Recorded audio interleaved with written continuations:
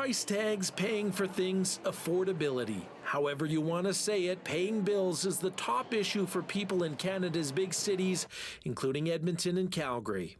I work Monday to Sunday and I barely pay my rent. I'm in debt. Our income is fixed. So when the price goes up, we're just getting a little bit poorer. 77% of Edmontonians and 80% of Calgarians are finding it tougher and tougher to make ends meet, according to a new Maru Public Opinion poll for CityNews. It found groceries, housing, and utilities are the price tags most worrying. The poll looked at Toronto, Vancouver, Calgary, and Edmonton, with the Alberta capital scoring the highest on affordability at just 46%. Not as positive in Calgary, where just 30% said the Stampede City is affordable. You're going to find across this country in any given month about 4 in 10 people who are finding it really tough to make ends meet. But the rubber meets the road in the cities. That's the urban areas where it's very concentrated. We have 3/4 of people in each of the cities on an average that's saying, I can't make ends meet.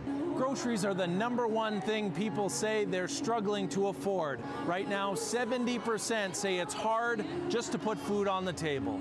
At this farmers market in Edmonton, some were surprised to hear even 30% are okay with grocery prices. I've got friends that are now on a regular basis trying out 2 and 3 different stores every week to try to get the best deal. So obviously, if they're trying that hard to find the best deal, it's a concern. It is tough. The only thing I can say about a young couple is grow a garden. Yeah, we have a garden every year, and it sure helps. Here, every shopper we spoke to is concerned about the cost of living, but so too are the vendors. Nancy Barnes says high costs for fuel and utilities, staffing and rent is leaving her employer and others no choice but to pass it on. They have to raise their prices because their prices have been raised in order to raise their animals or their vegetables or tend their gardens and their farms. And it's sad.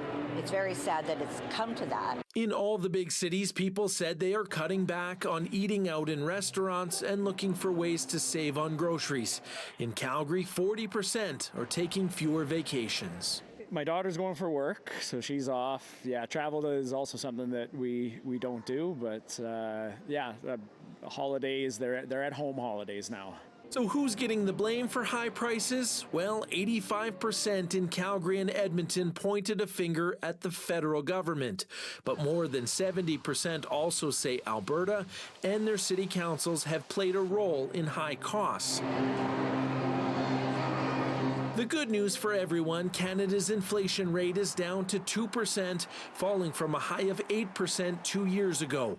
Mortgage rates are also being cut, much needed relief for roughly 4 in 10 Albertans struggling to pay for housing. From Edmonton, Sean Amato, City News.